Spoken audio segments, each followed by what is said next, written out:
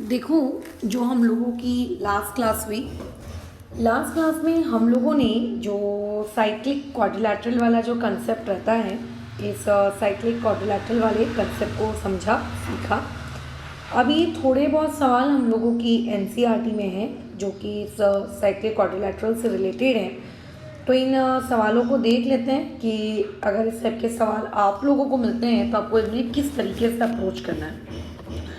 Question में बोला जा रहा है कि proof that cyclic parallelogram is a rectangle, यानी कि अगर आपके पास एक साइक्लिक पैरेललोग्राम होगा तो आपको ये प्रूफ करना है कि वो साइक्लिक पैरेललोग्राम एक रेक्टेंगल भी होगा। ठीक है, बराबर। तो सबसे पहले तो यार डायग्राम की नीड है। हम लोगों ने इस तरीके से पहले एक सर्कल क्रिएट किया। क्यों? क्योंकि अगर आपको एक साइक्लिक पैरेललोग्राम बनाना है तो साइक्लिक पैरेललोग्राम बनाने के लिए उस पैरेललोग्राम पर जो उसके वर्टाइजेस हैं वो किस में आने चाहिए? वो सर्कल पे आने चाहिए। तो लेट से ये वो एक पॉइंट, लेट से ये वो एक पॉइंट, लेट से वो ये एक पॉइंट, लेट से ये एक वो पॉइंट। आपने इनको ज्वाइन कर दिया ये इस तरीके से। ठीक है, भले ही तुमको ये अभी पैरेललोग्राम जैसा दिखे ना दिखे, बट ठीक है, इसको मैंने नाम दे दिया ए, बी, सी और यहाँ पे नाम दे दिया डी। तो ये जो पर्टिकुलर फिगर अभी मेरे पास है, ये पर्टिकुलर फिगर मेरा क्या है? ठीक है, quadrilateral A B C D, ये मेरा क्या है? एक साइक्लिक पैरेललोग्राम है। ठीक है, ये क्या है मेरा? एक साइक्लिक पैरेललोग्राम, बराबर। ओके, चलो ठीक है। अब आगे बढ़ते हैं। क्वेश्चन वाला हमसे ये टू प्रूव करवाना चाहता है कि कल को अगर आपके पास कोई एक साइक्लिक पैरेललोग्राम होगा तो वो साइक्लिक पैरेललोग्राम होने के अलावा वो रेक्टेंगल भी होगा। यानी कि आपको ये प्रूव करना है कि quadrilateral A B C D is a rectangle, है ना। आपको ये प्रूव करना है कि quadrilateral A B C D आप लोगों का एक रेक्टेंगल है, बराबर। तो बहुत ही सिंपल सा क्वेश्चन है, कोई ज़्यादा इसमें तुमको मेहनत नहीं करनी है। हाँ, बेसिक जो क्वाड्रिलैटरल्स की प्रॉपर्टीज़ होती हैं, बेसिक प्रॉपर्टीज़, वो आपको पता होनी चाहिए। अब देखो, ये जो वर्ड होता है ना, इसको थोड़ा सा हम लोग आउट ऑफ द बॉक्स जाकर डिस्कशन कर रहे हैं अभी, क्योंकि यहाँ पे एक वर्ड इंट्रोड्यूस हुआ है पैरेललोग्राम। तो अगर आपने क्वाड्रिलैटरल चैप्टर पढ़ रखा है 9th क्लास में तो आपको पैरेललोग्राम की सारी प्रॉपर्टीज़ पता होनी चाहिए। वैसे तो 8th क्लास से ही पता होनी चाहिए। ठीक है, एक मिनट। आप हेलो, हाँ ठीक है, ठीक है, मैं बोल देती हूँ।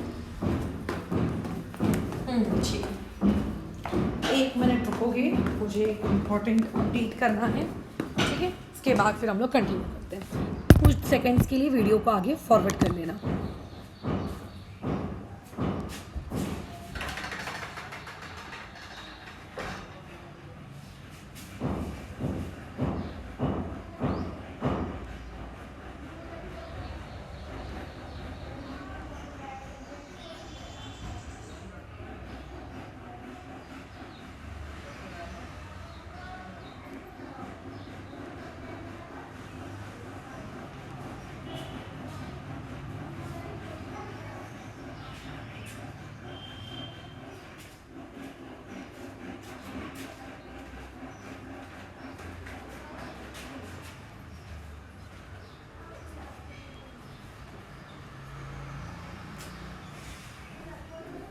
चलो कंटिन्यू करते हैं।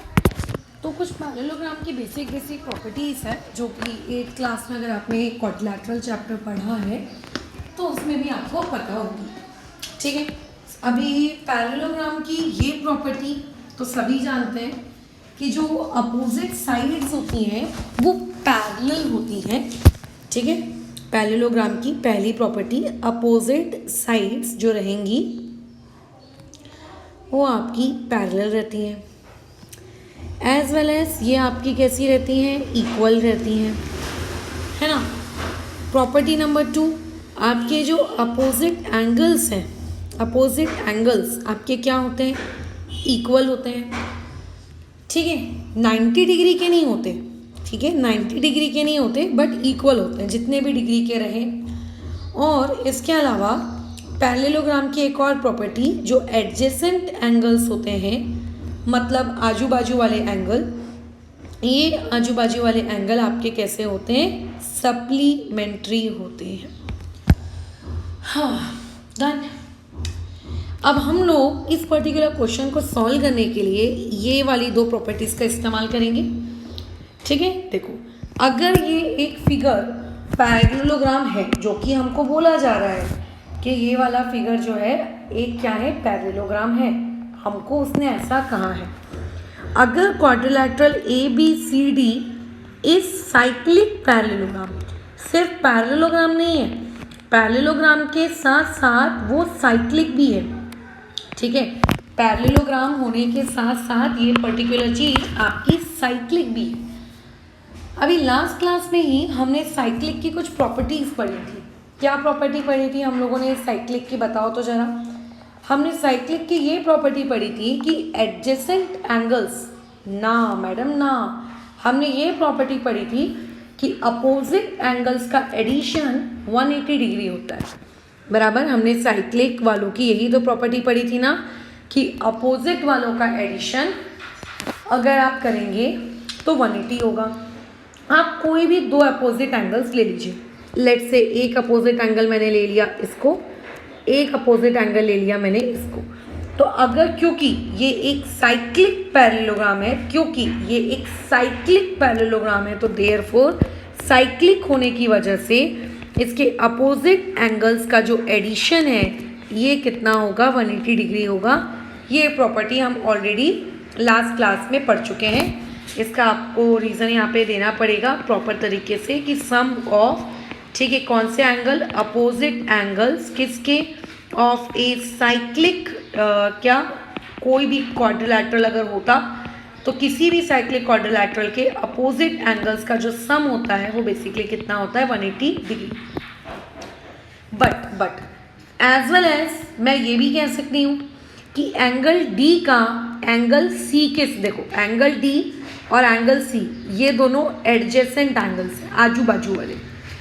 मतलब जो D है वो C का एडजेसेंट है, एज वेल एज B और C ये दोनों भी आपस में एडजेसेंट हैं। ठीक है, और A और D ये भी आपस में एडजेसेंट हैं। तो तुम कोई भी एक एडजेसेंट एंगल की जोड़ी बना लो, कोई भी एक एडजेसेंट एंगल की तुम जोड़ी बना लो।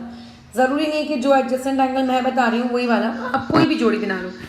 तो मैंने B और C इन दोनों को अपना एडजेसेंट एंगल माना, आजू बाजू वाले, और मैं यहाँ पे लिख सकती हूँ कि angle B plus angle C equal to 180, क्योंकि ये पैरेललोग्राम की प्रॉपर्टी है कि पैरेललोग्राम अगर कोई फिगर होता है, अगर कोई फिगर आप लोगों का पैरेललोग्राम होता है, तो पैरेललोग्राम वाले फिगर के जो अपोजिट एंगल्स होते हैं वो अपोजिट एंगल्स इक्वल होते हैं, एंड एडजेसेंट एंगल्स जो होते हैं वो सप्लीमेंट्री होते हैं। तो यहाँ पे हमने क्या लिया है? आजू बाजू वाले एडजेसेंट एंगल्स। तो हमको ये पता चल गया, चलो ठीक है भैया, कि हम लोगों के जो एडजेसेंट एंगल्स हैं ऑफ पैरेललोग्राम इज 180, उनका जो सम होगा adjacent angle sum of parallelogram is 180। ये हमको पता चल गया। मतलब B को D के साथ ऐड करते हो तो भी 180 आता है, B को C के साथ ऐड करते हो तो भी 180 आता है। ये हो गई आपकी इक्वेशन नंबर 1, ये हो गई आपकी इक्वेशन नंबर 2। अब जब हमने पॉलिनोमियल्स चैप्टर पढ़ा था तो हमने दो इक्वेशंस को सब्ट्रैक्ट करना सीखा है। तो यहाँ पे भी हम इक्वेशंस को सब्ट्रैक्ट कर लेते हैं, या लिख देते हैं कि subtracting equation number 2 from equation number 1। आप सब्ट्रैक्ट करिए। तो जब आप सब्ट्रैक्ट करेंगे तो angle B plus angle D equal to 180 degree. ठीक है, angle B plus angle C equal to 180 degree. अब आपको सब्ट्रैक्ट करना है, तो अपन ये अच्छे से जानते हैं कि जब सब्ट्रैक्शन करते हैं तो इस तरीके से आप लोगों की जो साइन है वो क्या हो जाती है? चेंज हो जाती है ना। साइन क्या हो जाती है? आपकी चेंज हो जाती है। तो जब आपकी साइन चेंज हो जाएगी तो साइन के चेंज होने की वजह से ये 180 कट गया, ये आ गया 0। एंगल बी कट गया, ये आ गया 0। और यहाँ क्या बचेगा? यहाँ बचेगा angle D minus angle C। Plus angle C मत लिख देना, क्यों? वो इसीलिए क्योंकि वो साइन चेंज हो चुकी है। तो अगर मैं 0 को यहाँ से हटा दूँ और माइनस सी को अगर मैं वहाँ ले जाऊँ तो वो प्लस सी बन जाएगा। इससे ये बात प्रूफ होती है कि एंगल डी और एंगल सी आपस में इक्वल है। बट मैडम ये दोनों इक्वल होने से हमें क्या फ़ायदा हुआ ना फ़ायदा। आप एक काम करो, आप लेट कर लो कि angle D equal to angle C. इसको हमने लेट कर लिया कि ये दोनों x डिग्री के हैं। लेट इसीलिए कर लिया कि मेरे को अगर एंगल डी कहीं लिखा हुआ दिखेगा तो मैं उसकी जगह x लिख दूंगी, एंगल सी कहीं लिखा हुआ दिखेगा तो मैं उसकी जगह पे भी x लिख दूंगी, इसीलिए मैंने लेट किया। ठीक है, अब बताओ ऐसा लेट करके मुझे क्या फ़ायदा हुआ। एंगल डी और एंगल सी तो मेरे इक्वल है। अब मुझे बताओ क्या एंगल डी और एंगल सी एडजेसेंट एंगल्स हैं? बिल्कुल एडजेसेंट एंगल्स हैं, है ना। तो हम यहाँ पे लिख सकते हैं angle D and angle C are adjacent angles. ये एडजेसेंट एंगल्स हैं किसके? मेरे या तुम्हारे? Adjacent angles of a parallelogram. और ये बात हम बहुत ही अच्छे से जानते हैं कि अगर आपके पास एक पैरेललोग्राम है तो उसके एडजेसेंट एंगल्स का जो सम होता है वो सम कितना होता है? 180 होता है। हमने एंगल डी और एंगल सी को कितना लेट किया है? हमने इन दोनों को x एंड x ऐड किया है, लेट। आप ऐड कर दो, यहाँ से आप x की वैल्यू निकाल लो। तो जब आप यहाँ से x की वैल्यू निकालोगे तो x इक्वल टू आएगा 90। ये x की वैल्यू आई, यानी कि एंगल डी इसकी वैल्यू भी 90 है, एंगल सी इसकी वैल्यू भी 90 है ना। एंगल डी इसकी वैल्यू भी 90 है, एंगल सी इसकी वैल्यू भी 90 है। अब इक्वेशन नंबर 1 को देखो। अगर मैं इस इक्वेशन नंबर 1 में d की जगह 90 पुट कर दूँ, ठीक है, मैं पुट कर दूँ कि put angle d equal to 90 degree कहाँ पर? In equation number 1। तो मेरे ऐसा पुट करने से मेरे पास एंगल b ये कितना निकल कर आ जाएगा? Angle b plus 90 equal to 180 degree. So therefore angle b मेरे पास निकल के आएगा 90 डिग्री। अरे वाह मैडम, आपने तो एंगल b को भी 90 निकाल लिया। सिमिलरली अगर मैं पुट करूंगी एंगल c की वैल्यू इक्वल टू 90 डिग्री कहाँ पर? इक्वेशन नंबर 2 में। तो देखो इक्वेशन नंबर 2 क्या है? इक्वेशन 2 है b plus C equal to 180। तो यानी कि b plus C equal to 180। अच्छा, b plus C equal to 180 से तो खैर मुझे कोई मतलब नहीं है क्योंकि b मेरा आ चुका है। तो एंगल d भी 90, एंगल c भी 90, एंगल b भी 90। तो ऑब्वियस है, ठीक है, जो ऑब्वियस है कि जो बचा हुआ एंगल a है ये एंगल a भी 90 डिग्री होगा। क्यों? अगर 4 एंगल्स होते हैं क्वाड्रिलैटरल में, बराबर। देखो तुमको अगर ये डायरेक्ट नहीं समझ रहा है तो मैं तुम्हें करके दिखाती हूँ। एक क्वाड्रिलैटरल में टोटल 4 एंगल्स होते हैं। चारों एंगल का अगर आप एडिशन करते हैं, ठीक है, चारों एंगल का अगर आप एडिशन करते हैं तो एडिशन करके आता है आंसर 360 डिग्री। इसको हम लोग कहते हैं एंगल सम प्रॉपर्टी, जो कि आपने 8वीं कक्षा में पढ़ी होगी। अब इस एंगल सम प्रॉपर्टी में एंगल ए हमको नहीं पता, एंगल बी अभी अभी हमने 90 डिग्री निकाला, एंगल सी और एंगल डी ये दोनों हमारे 90 आ गए। अब अगर तुम इसको प्रॉपरली सॉल्व करोगे तो यहाँ से आपका एंगल ए ये भी 90 डिग्री आ जाएगा। तो यानी कि इससे हमें ये पता चल रहा है कि यहाँ पे हमारा angle A, angle B, angle C, angle D तीनों के तीनों ही चारों के चारों ही हमारे 90 डिग्री हैं। और देयरफॉर इस वजह से हम quadrilateral A B C D को एक रेक्टेंगल कह सकते हैं, ठीक है, क्योंकि रेक्टेंगल एक ऐसा फिगर होता है जिसके चारों के चारों एंगल्स 90 होते हैं। तो देखो आ गए हमारे चारों के चारों एंगल्स 90। तो यस, आप इसको फिर एक रेक्टेंगल कह सकते हो। कल को कुछ और भी आ सकता था, बट ध्यान रखना कि एक साइक्लिक पैरेललोग्राम एक रेक्टेंगल होता है, ठीक है, एक साइक्लिक पैरेललोग्राम एक रेक्टेंगल होता है, ठीक है। बल्कि यहाँ से लेके यहाँ तक ये जो वर्ड है ना, a cyclic parallelogram is a rectangle, ये वाला पर्टिकुलर स्टेटमेंट तो हो सकता है स्कूल टीचर ट्रू और फॉल्स में भी दे दे। बताओ, सोचो, ये भी दे सकते। अगर मैं तुम्हारी एग्जामिनर होती तो मैं यही करती, मैं इसका कभी क्वेश्चन तुम्हें प्रूव करने को नहीं देती, मैं इसको ट्रू और फॉल्स में दे देती। क्योंकि देखो एनसीईआरटी का क्वेश्चन है, ऑलमोस्ट सभी बच्चा रट्टा मार के तो बैठेंगे ही बैठेंगे एक्सरसाइज को, है ना। लेकिन अगर इसी चीज को अपन क्वेश्चन को ट्विस्ट कर दो, ट्रू और फॉल्स में दे दो, तब देखने को मिलता है कि इंसान की कितनी बुद्धि चलती है।